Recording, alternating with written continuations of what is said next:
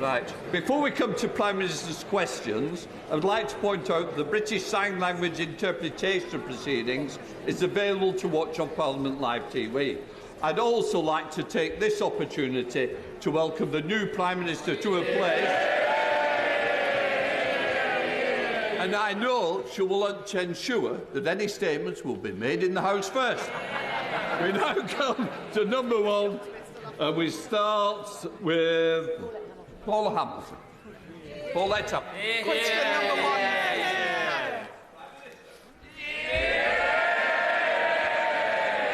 Mr. Speaker, I'm honoured to take my place as Prime Minister in this House and to take on responsibility at a vital time for our country. I am determined to deliver for everybody across our United Kingdom. I will work constructively with all members of this House to tackle the challenges we face. Mr. Speaker, this morning I had meetings with ministerial colleagues and others. In addition to my duties in this House, I shall have further such meetings later today.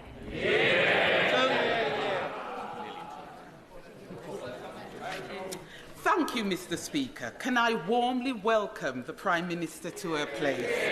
It's her first PMQ and it's also mine. In a leaked audio tape, the Prime Minister is heard saying that British workers need to put in more graft and that they are lacking in skill and application. She also wants to take away their basic workers' rights. In my Erdington constituency, the latest figures from the Commons Library show that children over 7,000 households are living in child poverty, and that 68% of those households have working parents.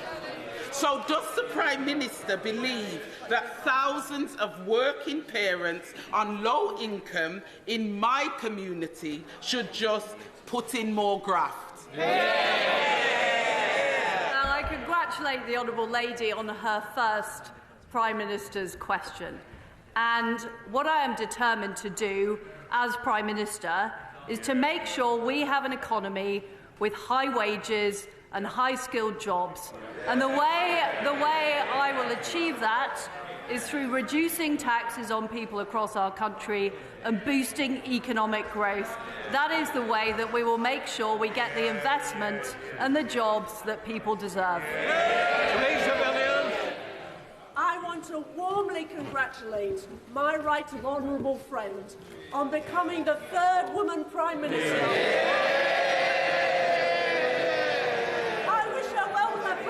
And I want to ask her about pubs today. A pub restaurant in my constituency in Barnet got in touch with me to say they were struggling to find an energy supplier, and the quotes they had got hold of showed that they would be paying a 600% increase in their bill to £320,000. They can't survive that. Will she ensure her plan to tackle the energy price crisis helps businesses in the hospitality sector, which our communities value so much? Well, my right honourable friend is absolutely right. The hospitality industry is vital, and I will make sure in our energy plan that will help support businesses and people with the immediate price crisis, as well as making sure there are long-term supplies available, will help businesses as well as helping individual households. We now come to the Leader of the Opposition, Keir Starmer. Thank you, Mr. Speaker. Can I congratulate the Prime Minister on her appointment? When she said in her leadership campaign that she was against windfall taxes, did she mean it? Very good. Well, I thank the right honourable gentleman for his welcome. I hope that we will be able to work together, particularly on areas we agree on, and I know that we have had strong support from the opposition in opposing Vladimir Putin's appalling war in Ukraine, and I want us to continue to stand up to that appalling Russian aggression that has led to the energy crisis we face now. I am against a windfall tax. I believe it is the wrong thing to be putting companies off investing in the United Kingdom just when we need to be growing the economy. Mr. Speaker, thank you for that answer. I ask because the Treasury estimates are that the energy producers will make £170 billion in excess profits over the next 2 years. The Prime Minister knows she's no choice but to back an energy price freeze. But it won't be cheap, and the real choice, the political choice, is who is going to pay. Is she really telling us that she's going to leave these vast excess profits on the table and make working people foot the bill for decades to come? Well, I understand that people across our country are struggling with the cost of living and they're struggling with their energy bills.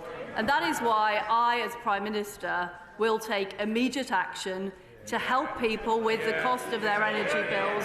And I will be making an announcement to this House on that tomorrow and giving people certainty to make sure that they are able to get through this winter and be able to have the energy supplies and be able to afford it. But we can't just deal with today's problem. We can't just put a sticking plaster on it. What we need to do is increase our energy supplies long term. And that is why we will open up more supply in the North Sea, which the honourable gentleman has opposed. That is why we will build more nuclear power stations, which the Labour Party didn't do when they were in office. And that is why we will get on with delivering the supply as well as helping people through the winter. Well, I look forward to tomorrow's statement, but the money's got to come from somewhere. And she knows that every single pound in excess profits she chooses not to tax is an extra pound on borrowing that working people will be forced to pay back for decades to come. More borrowing than is needed. That's the true cost of her choice to protect oil and gas profits, isn't it? Mr. Speaker, the reality is that this country will not be able to tax its way to growth. The way we will grow our economy is by attracting investment, keeping taxes low, delivering the reforms to build projects quicker. That is the way that we will create jobs and opportunities across our country. So, Mr. Speaker, her first act as Prime Minister is to borrow more than is needed because she won't touch excess oil and gas profits.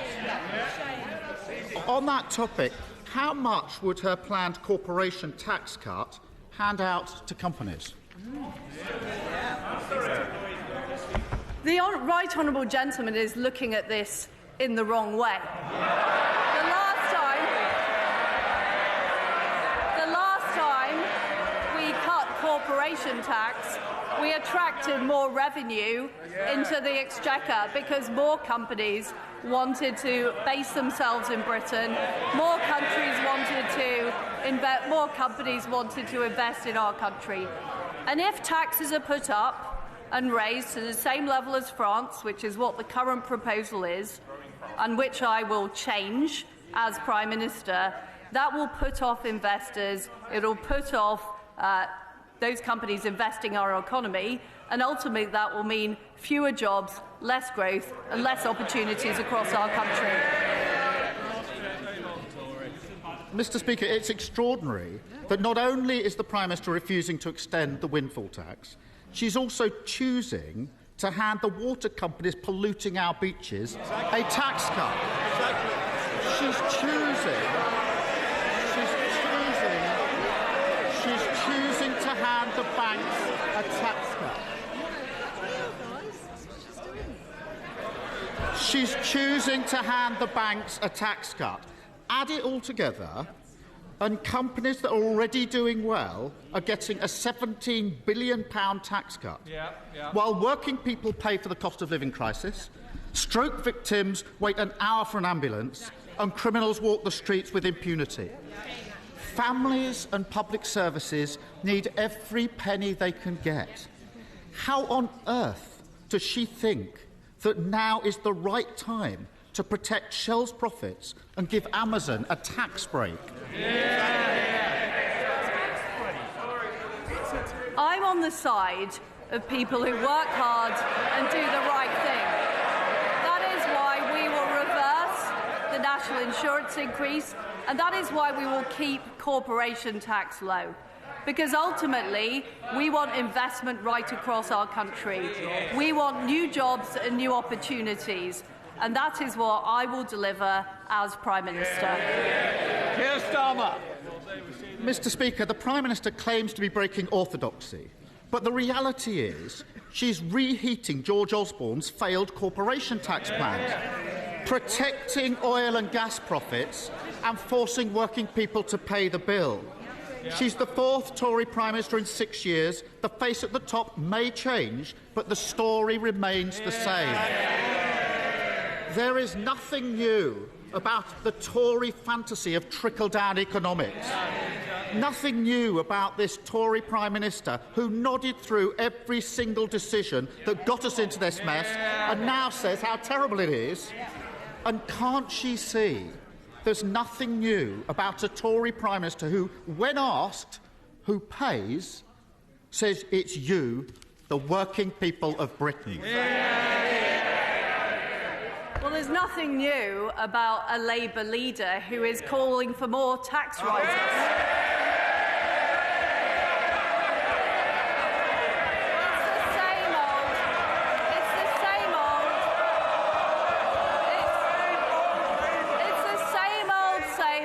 Tax and spend. What I'm about is about reducing taxes, getting our economy growing, getting investment, getting new jobs for people right across the country.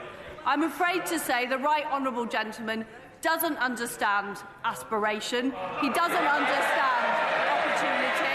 He doesn't understand that people want to keep more of their own money. And that is what I will deliver as Prime Minister. I will take immediate action to help people with their energy bills, but also secure our long-term energy supply. I will take immediate action to make sure we have lower taxes and we grow the economy. And that way, I will ensure we have a positive future for our country and we get Britain moving. Thank you, Mr. Speaker. And firstly, can I congratulate my right honourable friend, the Prime Minister, for a successful campaign to become our party leader and the Prime Minister of the United Kingdom. Mr. Speaker, it is right and proper that the government focuses its attention on rising energy costs for households across the country. But as we've heard, businesses big and small are exposed to horrific energy price increases, with no restraint provided by the domestic energy price cap and no support from government so far. For the sake of businesses in West Cornwall and on Scilly, the jobs they provide and the economy as a whole, what can my friend, the Right Honourable Prime Minister, do to ease the energy costs facing our businesses? Well, my honourable friend is right. We do need to address the issues businesses face, and the package that we will be announcing tomorrow will do just that. Leader of the SNP, Ian Blackford. Thank you, Mr. Speaker, and I'm sure the thoughts and prayers of everyone in this House will be with the families that were caught up in the terrible shooting over recess in Kyle and McCalsh and indeed in Liverpool as well, and we trust that the families will be fully supported. Mr. Speaker, let me congratulate the Prime Minister and her family on her appointment. But I'm sorry to say that her reputation for straight talking has fallen apart at the first PMQs. After 9 questions, she's still not told us who will pay for her energy plan. Prime Minister, today the public are waiting to find out the response to the economic crisis, and they want answers. So, will the Prime Minister finally answer 2 very simple questions? Will she freeze energy prices at their current levels, and will it be paid for by a windfall tax? Yes or no? Well, no, it won't be paid for by a windfall tax. I don't believe we can tax our way to growth. And what I want to see is us using more of our UK energy supply, including more oil and gas from the North Sea, and nuclear power in Scotland as well. And I hope I can count on the SNP's support for that. Ian Blackford. Well, thank you, Mr. Speaker. Can I say that on her first full day as Prime Minister, she has failed to rule out. Shh, let's hear the next question. Ian Blackford. The Prime Minister may have changed, Mr. Speaker, but it's the same old being shouted down by the Tories. On her first full day as Prime Minister, she's failed to rule out a trust tax on households and businesses, instead of targeting the profits of massive corporations with a windfall tax. The Prime Minister's plan appears to be a decade-long raid on the bank accounts of ordinary taxpayers. These costs must not be passed on to consumers and businesses by deferring bills. Government must announce an enhanced windfall profits tax, making sure that those oil and gas producers pay their fair share from excess profits. Does the Prime Minister understand that her first act as Prime Minister will now define her? A trust tax that households and businesses will be paying for years to come. Well, I'm not quite sure what the right honourable gentleman's position is, because on one hand, he doesn't seem to want oil and gas extraction from the North Sea, and on the other hand, he wants them to pay more taxes. Why does he make up his mind? Chris Lauder. Thank you, Mr. Speaker. Can I also warmly welcome my right honourable friend to her seat as Prime Minister.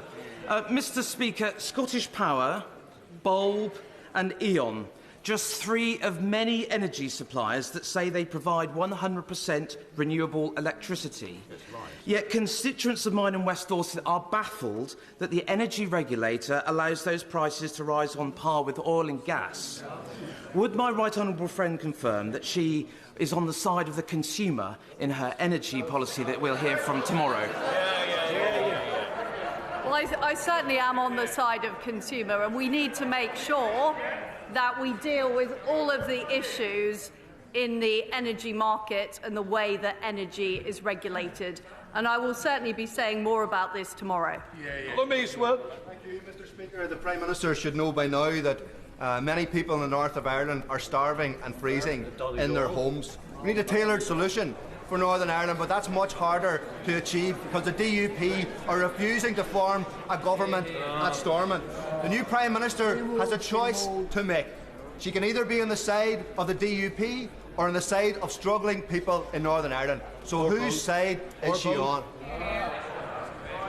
Well, Mr. Speaker, I want to work with all of the parties in Northern Ireland to get the Executive and the Assembly back up and running so we can collectively deliver for the people of Northern Ireland. But in order to do that, we do need to fix the issues of the Northern Ireland Protocol, which has damaged the balance between the communities in Northern Ireland. I'm determined to get on with doing that, and I'm determined to work with all parties to find that resolution. Theresa May. Thank you, Mr. Speaker. May I congratulate my right honourable friend and welcome her to her position as the third female Prime Minister of the United Kingdom. Can I ask my right honourable friend, why does she think it is that all three female Prime Ministers have been Conservative?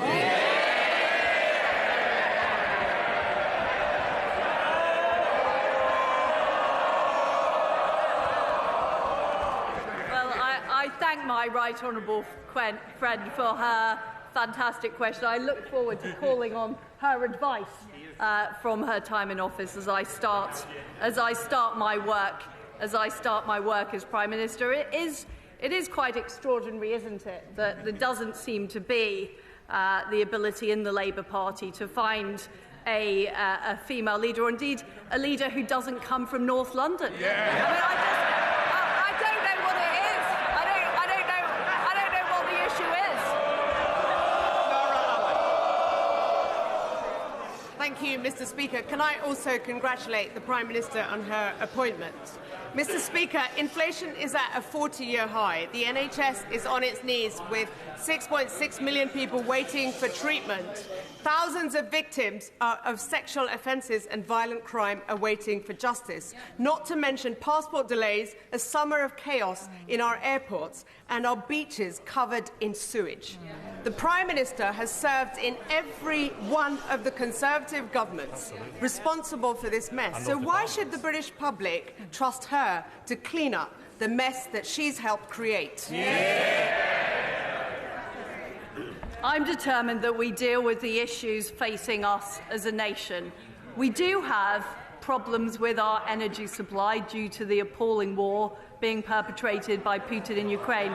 That is why I will take immediate action to deal with the energy crisis. My Chancellor will take immediate action to reduce taxes and make sure we are growing our economy. And our new Health Secretary, who is also the Deputy Prime Minister, will be taking immediate action to make sure people are able to get appointments with their GP and proper NHS services. Father of the House, Sir Peter Bottomley. All sides of the House should wish to help the Prime Minister be successful in tackling the problems facing the country. When I raised one of them with the former Prime Minister in July, he said I could talk to the Housing Minister, but the Housing Minister retired after 17 minutes of hearing that.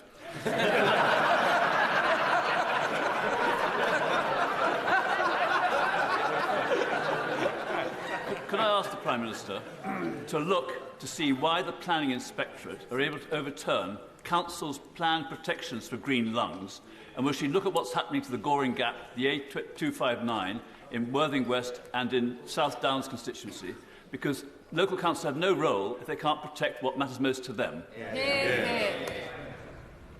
Well, I am a bit concerned about offering the honourable gentleman a meeting with the Housing Minister in case any ill should befall him. But look, my honourable friend is right. There is not enough power in local hands at the moment. It is too easy for local councils to be overruled by the Planning Inspectorate, and that is certainly an issue that I'm expecting my Secretary of State for Housing to look at. Anna Bardell. Thank you very much, Mr. Speaker. According to the Prime Minister's new Deputy Prime Minister, one of the things that qualified her most for being PM and was one of her greatest achievements was the reintroduction of beavers. Now, I'm all for the beavers, but given her flip-flopping on Brexit and given her inability to understand global affairs, how can constituents like mine, like Waz Abbas, whose energy prices are going to go from £7,000 to £37,000 a year, or Broadtext in Livingston, who are going to go from £50,000 to £250,000 a month, have any faith that she can tackle the oncoming humanitarian crisis? Is she going to come out of her den in number 10 and take real action, or is she going to be as useless and corrupt as her predecessor, who's rocketed off to somewhere in the Pacific? Well, I am determined to tackle the issues we face in energy, and I look forward to the Scottish Government playing their part by building new nuclear power stations. Can I just say, I want a nice apology, that was not a good example. I certainly don't want the use corrupt being used against the new Prime Minister. And I'm sure the honourable member... Just... I'm sure the honourable member will withdraw it. Just withdraw the comment. Sometimes the truth hurts, but I'm happy to withdraw it. Pretty sure. Right. Victoria Atkins. Thank you, Mr. Speaker. May I warmly congratulate my right honourable friend. May I welcome her to her place.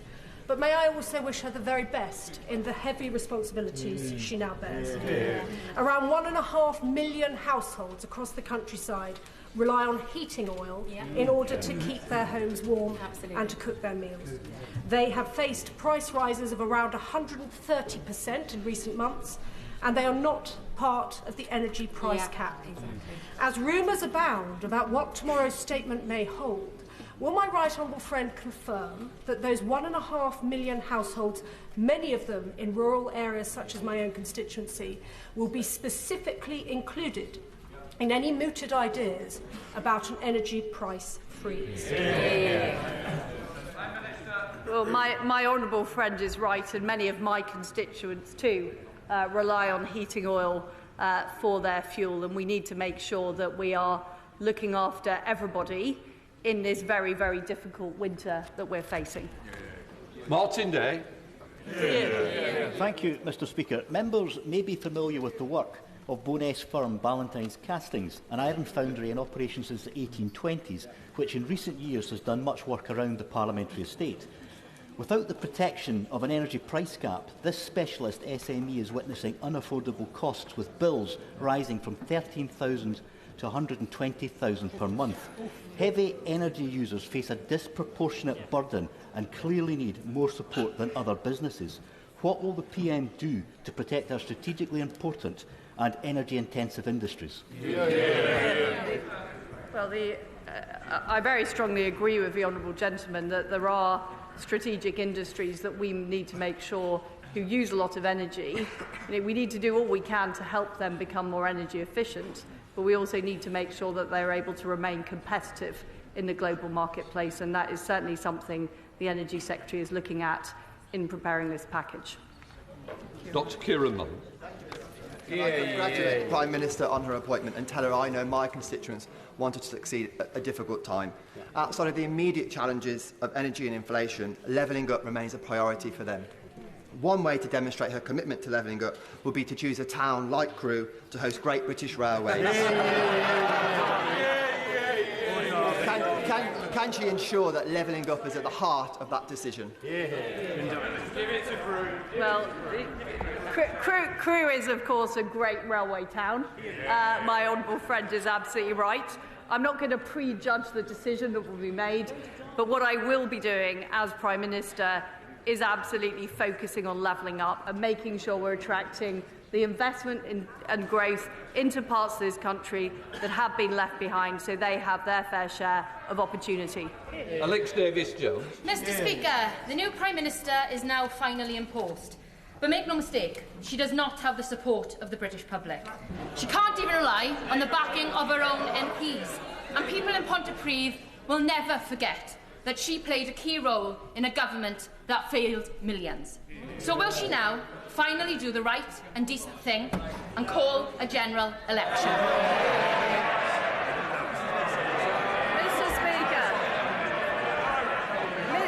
Mr Speaker, as a country, we are facing a very serious crisis in energy caused by Putin's war in Ukraine. We are facing... Order. One of the members for Stoke is getting very carried away. And I know as a former teacher he wants to show better behaviour than he's showing at the moment. Come on, Prime Minister. Mr Speaker, we are facing very serious issues as a country, partly as a result of the aftermath of COVID, partly as a result of Putin's war in Ukraine. What the British people want is they want a government that's going to sort it out. And that is what I'm determined to do as Prime Minister. Sort out the energy crisis, get our economy going, make sure people can get doctor's appointments. That's what I'm focused on. Nick Fletcher.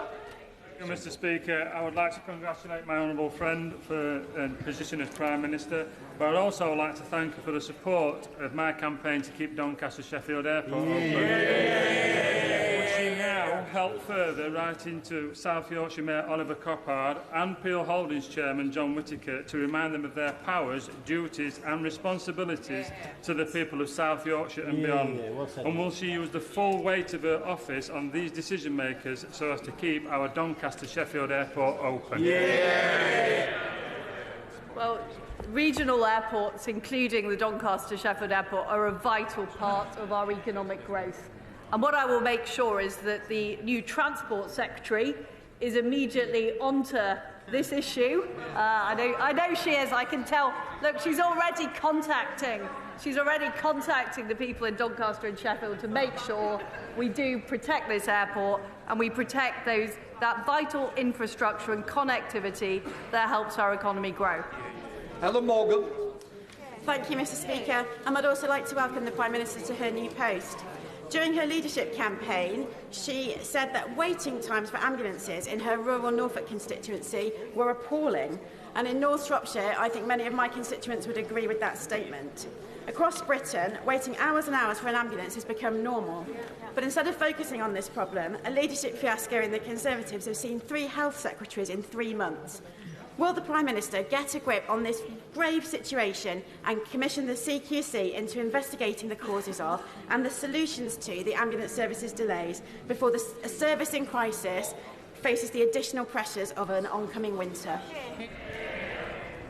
People should not have to wait as long as they are for ambulance services, and my new Health Secretary is immediately tackling this issue. She's already laid out her priorities, and sorting out the ambulance service is one of them. Dame Caroline Downage. Speaker, can I also very warmly welcome our new Prime Minister to her role and indeed the whole of her front bench. September is Childhood Cancer Awareness Month, and as she knows, cancer is still the biggest killer of children under the age of 14. So I wonder if she could restate her government's commitment to publish a cancer 10-year strategy, but also embedding a childhood cancer mission at its very heart. Well, Mr. Speaker, cancer is a devastating disease, and it's particularly heartbreaking when children have cancer, and certainly we will proceed with the strategy that she talks about, and I know our new Health Secretary will do all she can to help those children with cancer. Sir Tony Lloyd. Thank you, Mr. Speaker. On the theme of children, she will know from her time as Children's Minister that young lungs exposed to cold and damp housing are more likely to fall seriously ill and possibly die. Now, child poverty has been growing during her ministerial time in different offices. Will she give a solemn pledge and no evasion that there will be no child that will go to bed in a cold, damp house this winter and beyond because the parents cannot afford to put the heating on? Yeah. But this is why it's so important that we do tackle the issue of energy, and I will make sure that people are able to afford their energy bills at the same time as dealing with the long-term supply issues to make sure that we are resilient in energy and never get into this position again. Mr. Speaker, it is the standard practice of the European Union that when they can't get their way in negotiations with the UK, they play for time and wait for a new leader who they hope will have a different view to their predecessor. For the sake of clarity, would my right honourable friend confirm that it is the UK's preferred option to have a negotiated settlement as far as the Northern Ireland Protocol is concerned? But if that is not forthcoming, then we will proceed with the protocol bill that is currently going through Parliament. Well, first of all, can I thank my right honourable friend for his service as Northern Ireland Secretary. He is absolutely right. We need to resolve the issue of the Northern Ireland Protocol. My preference is for a negotiated solution, but it does have to deliver all of the things we set out in the Northern Ireland Protocol bill. And what we cannot allow is for this situation to drift, because my number one priority is protecting the supremacy of the Belfast Good Friday Agreement. Rachel Hopkins. Speaker. The new Prime Minister tells us she will deliver on the NHS. Well, that's a turn up for the books, because after 12 years of Conservatives driving our NHS into the ground, we have record waiting lists, people dying in ambulances outside A&E, and nurses using food banks. Yeah. So given the Prime Minister has served in the past 3 Conservative governments on that watch, can she explain why we should trust her to deliver? I mean, I don't agree with the way she is talking down our National Health Service. The fact is that our health service did brilliantly in tackling COVID, in delivering the vaccine rollout, and in getting this country back on its feet. But we do face challenges now with the backlog following COVID. And this is why the new Health Secretary is going to work to address those challenges. Jeremy Wright. Speaker, I congratulate my right honourable friend on her appointment and recognise her determination to address the many urgent and difficult challenges that face us now. But would she accept that one of those challenges is an almost entirely unregulated online space? And would she accept, too, that no responsible government can avoid the need for excellent, balanced, sensible regulation in this space? And would she therefore assure me that the online safety bill will come back to this House swiftly for us to consider further and amend if necessary? Well, I can assure my honourable friend that we will be proceeding with the online safety bill. There are some issues that we need to deal with. What I want to make sure is that we protect the under-18s from harm, but we also make sure free speech is allowed. So there may be some tweaks required, but certainly he is right that we need to protect people's safety online. Ella Days. Thank you, Mr. Speaker. The Prime Minister has been part of a government for the past 12 years, which has been systematically letting down the most vulnerable children in the country. The independent review of children's social care, published by the government in May, describes the system as in need of a total reset. The Prime Minister has said she wants to deliver. Will she make a cast-iron commitment to deliver for our country's most vulnerable children and publish the government's response to the independent review and an action plan for delivery before the end of the year? Yes or no? Yes. Thank you, Mr. Speaker.